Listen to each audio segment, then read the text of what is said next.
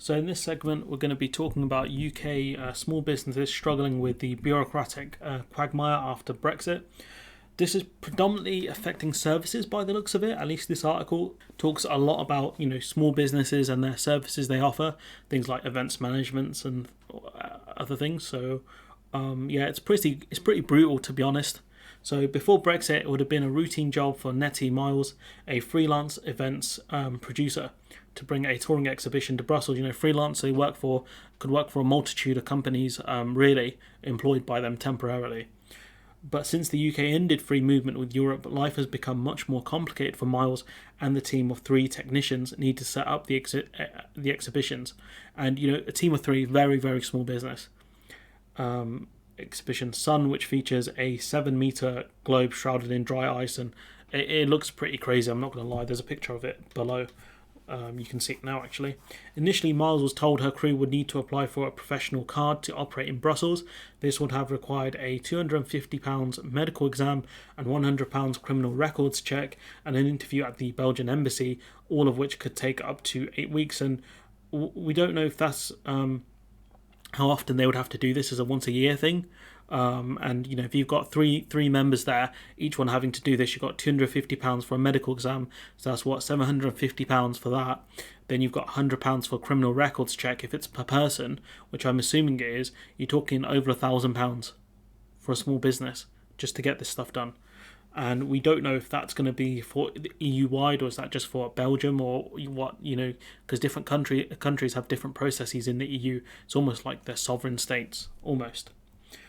The 40,000 collaboration was on the cusp of being cancelled when Miles discovered that because Sun is co-creation between an artist and a solar art scientist, the crew could use temporary exemptions that allow artists and their assistants to work permit-free. But again, we don't know how long they can keep doing that for. It's been incredibly stressful. At one point, I thought we were going to have to cancel, and I don't know how long dry ice keeps in storage, but I'm not assuming it's the easiest thing to move around. But now we are going with this letter of invitation from the museum. We just hope it will be okay, and it's a hit and hope, isn't it? Because it seems like no one has a real idea of how these paperwork and all these things actually work. This thing looks cool as hell, though. Check that out. That's so cool. With the lifting of the pandemic restrictions and business travel to Europe resuming, more people going to events, museums and other things, trade groups warn that many thousands of small UK businesses are facing similar bureaucratic headaches when providing their services in the EU. Russell Antrim, the head of EU trade at the CBI, the industry group, said the multiplicity of rules across 27 countries was a real challenge for the largest HR departments, let alone small businesses, because each member state has their own kind of rules on these things. And the simple fact is, exporters of goods are also facing similar problems with things like pallet sizes, amongst other things. When it comes to exports, it's almost like these are individual sovereign states with their own rules for third countries. Crazy. As virus restrictions are removed, the complexity firms are facing is becoming clearer. He said it is essential the UK and individual EU member states make progress in bilateral talks to ease restrictions, which, again, they don't have to do this because it could open opportunities up for their members, their kind of citizens to who have events management degrees or work in events management. They could open up opportunities for them to organise this stuff. So certain countries may not want to do bilateral talks on this.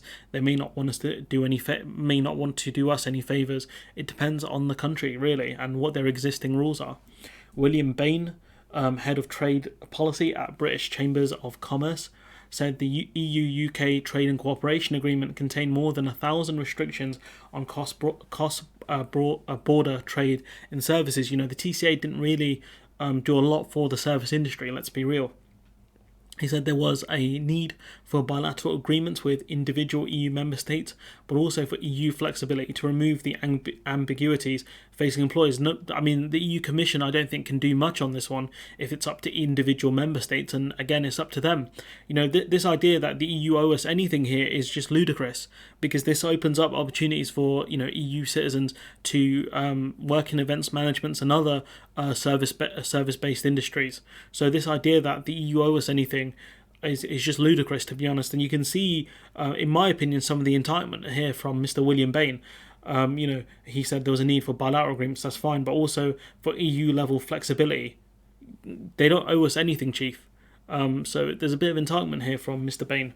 Staff and contractors on short stay business travel in the EU.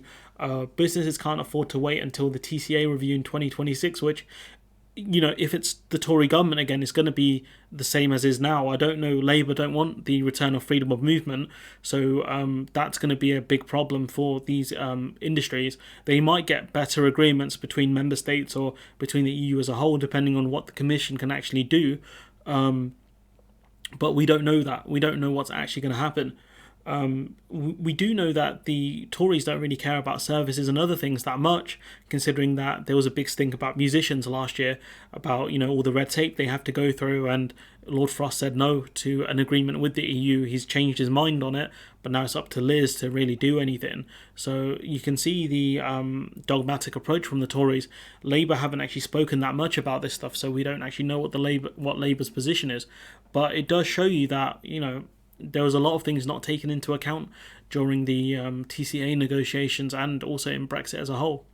Trade UK services with the EU is worth £121 billion a year, of which £13.8 billion is from companies with fewer than 250 employees, and £9.4 billion with companies with fewer than 50 employees, according to the Office of National Statistics. So £9.4 billion from smallish companies. It's crazy amounts of money. As part of the TCA, British citizens can travel visa-free to the EU and stay for up to 90 days in every 180-day period. That's affected people who actually live abroad and didn't apply for residency when they should have done, really. But it does. It's okay if you want to go holiday in EU countries for a week or so, once in a while. It's actually pretty good, Arthur. But this does not necessarily include the right to work. It doesn't include the right to work. It's for tourism. The EU's decision to introduce a new US-style electronic visa waiver scheme, or ETIAS, from 2023 January is expected to make it easier for EU countries to keep tabs on visitors and catch anyone who overstays, because it's all to do with biometrics. You have more of a homogenized system. Say, for example, if I go to France, I stay in France for, say, 30 days, I stay in Germany for 30 days, and then I stay in the Netherlands. I like the Netherlands. For 30 days, right? But then I want to go somewhere else for another 30 days because I'm rich and I'm balling, apparently. But money out of my mind, for example. If I overstay the 90 days, the systems can catch me because I haven't signed out via the biometric system, if that makes sense. So they can see me go in, say, the 1st of January, but they can't actually see me leave. Andy Corrigan, director of Viva La Visa, a company that specialises in music industry visa advice, said that some smaller operators, such as freelance consultants or self-employed musicians, were choosing to fly under the radar and work without permission, but were taking a huge risk in doing so. So musicians could work at bars or small clubs and whatever, but without the permission, it does cause you massive problems, and you could face things like fines, and you could be banned from the country as well. However, the alternative for many was to stop working in the EU altogether, which is lucrative for these musicians and other people. You've got a huge market of people who, let's be real here, unless you listen to mainstream trash music, there are a lot of, musicians that do niche kind of music, which people in the UK may not like, but people in, say, certain people in Germany or France or Italy or Sweden, Norway, they may like that sort of music. And you might have a big demand over there, but you can't go and perform there because of this stuff. Deborah Annette, chief executive of ISM, the Professional Association for Musicians, said invitations to work in Europe were decreasing because of the bewildering patchwork of rules across Europe, because individual member states have their own rules. You can't call it a patchwork. It's not what it is. It's not the chief system. It's coherent. It's just not coherent for us because it's 27 different sets of rules, because it's created by 27 different governments. While some states, such as Greece and Croatia, offer no visa waiver, others like Sweden and Denmark offer time-limited visa exemption. So for example, if they have some sort of exemption on musicians, say you can go there and work for a week, you can do a couple of shows there, and then you've got to get out, or you've got to stop doing shows, depending on the importance of the artist. She said it could be a musical artist, or it could be a musician. It depends how they define the word artist. In some EU countries, such as Belgium, rules offers even between different regions, which from what little I've heard of Belgium sounds very Belgian. said we desperately need greater mobility for musicians and their instruments, which is true. We, the British people, need greater mobility for musicians and their instruments. The EU doesn't really care that much because, again, the UK is a lucrative market for EU musicians, but again, they have 26 other member states they can go touring, which they may not bring in as much money from doing a UK tour, but at least they have options. That's my point. Craig Helen, sorry, flip the names, the boss of Bex Media, a four-man company in Gloucestershire, said shoots videos all over Europe for major sporting teams. So, I don't know how high up they go, if they do like Real Madrid or Barcelona, PSG, for example, but if we're assuming they work within the top tier of sports, they have concerns over paperwork and the risk of falling foul of EU law could affect the future direction of business. Say, for example, if they do a shoot for PSG, which is in France, and then they want to go shoot for Bayern Munich, for example, Germany would have different rules to France, so they could have issues there. It's changed our focus. We're asking ourselves, do we want to target EU businesses? Is that going to be right for us now, or will it be a false economy? Should we focus more on the UK again? And the more kind of companies focus more on the UK rather than the EU, you're kind of fishing in a smaller pool, and you're also competing with more fisher people, if that makes sense. And also, they might not have as much money. PSG, Bayern Munich, Real Madrid, these are clubs with a lot of money compared to, say, Premier League clubs, which the top ones have a lot of money, but, Watford and Aston Villa might not have as much money as Barcelona, for example. Richard Lemon, Infinity's managing director, said the company had targeted the EU to help boost turnover from 750,000 to 1 million in 2022, but was having to persuade clients to help them obtain the necessary document. And if you're asking for the clients to pay for it, then that could be out of your profit. That could be you having to lower your fees, essentially, or these companies in the EU saying, actually, we found someone else who's going to charge us more upfront but doesn't need us to pay for the paperwork and the visas and other stuff. So technically, they're actually cheaper on the whole. We're going to go with them. Saying he feared that with permits taking up to 8 weeks to obtain for jobs previously commissioned at short notice, it would become harder to compete with bigger rivals with regional EU offices from which they could service clients. And you've got to think, like, say, for example, if you get a job in Germany, right, doing whatever this business does, and they say, look, we need you here Tuesday to fix these issues, blah, blah, blah. He goes, all right, Germany, cool, German business, cool. It's going to take me 8 weeks to get this visa. Then we're like, all right, we've got some dons in Norway. They're going to be here Tuesday. They can sort it. It's going to cost us a bit more, but we need this fixed now, essentially. The biggest risk to our future business relates to potentially losing our current EU clients because the paperwork commits a permit process across the EU is not clear or within our control. So you've got two different things here.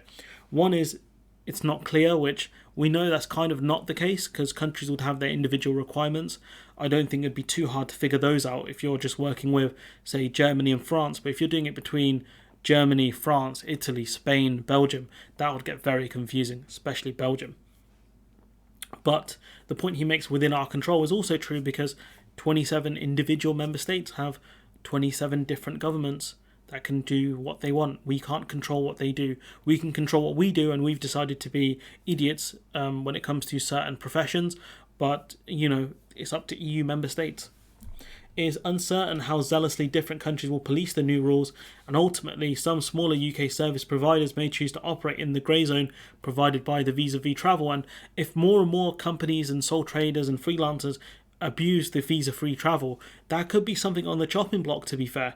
That's a problem because that's something I would rely on if I actually ever have the money to go on holiday, which support me on Patreon if you want to see me go on tour. But for Nettie Miles, who also works with a travelling circus, we're going full circle here, I think, whose future business growth partly depends on access to the EU, it was better to find a way to be above board because if you do things illegally, eventually there's a chance you'll get caught. You hear of lots of people winging it, she said. That's the true British way, the Tory way. But if you get caught, then it goes on your passport that you've breached immigration procedures. It means that they'll probably keep more of an eye on you once they see that you've breached the rules. She says, I've got a new 10-year passport. I just wasn't prepared to risk that. I don't know if it renews when you get a new passport. That'd be hilarious. But I'm not sure what the exact process is. It maybe is the case that because it's a stamp, when you go abroad, they'll see the stamp. They're like, you're a bit dodgy. But when you get a new passport, the stamp's not there, which is funny. The Department for International Trade said the TCA contains some of the most ambitious provisions on trade ever agreed, trade in services ever agreed by the EU. That could be the case, because when it comes to doing free trade agreements, it doesn't typically cover trade in services. We also know there's about 1,000 restrictions or so with the TCA, so there's that. Together with support from the export support services, which are a joke. Let's be real here. Again, I'm going to mention this man again, Cheshire Cheese Man. When he asked for support, they said, "Oh, go set up a subsidiary within the EU to avoid the paperwork," which they could easily probably tell these people here, go set up a subsidiary within the EU, but it won't help them if they have to physically go from, say, England to France or Belgium, for example. It won't solve the visa issue. It says, expanding export academies and a landmark export strategy. We don't do strategy in this country. We really don't. We are ensuring that businesses of all sides have the support they need to trade effectively with Europe, the department added. But we've just read an entire article that contradicts basically everything you have said. That's how painful it is to do this. Honestly, we've read an entire article from multiple different people in different sectors, from one with dry ice sun, to this gentleman, I can't remember what he does, to this person who also works for a circus or helps with a circus.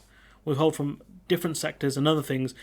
They've talked about the problems that they've had, and you're saying, "Oh, we've got this landmark stuff, this is great for services, blah, blah, blah," when it's worse than what we had as an EU member, and it also doesn't help these people out when it comes to exporting services, and to the point where you've got people who are working in the EU illegally because they want to operate within the grey zone. Otherwise they won't make any money, or they won't be able to expand their businesses. Absolute massive joke. Honestly, this government is a shambles. Everything they do is world-beating, the best, most ambitious. No one can compete with us. We're the best around. No one's going to get us down. We are the champions. You're the losers. I'm not going to do any more song references because I don't want to get copyrighted. But you get my point. Everything this government does is the best. You can't compete with us. Anyways, let me know what you think in the comments below.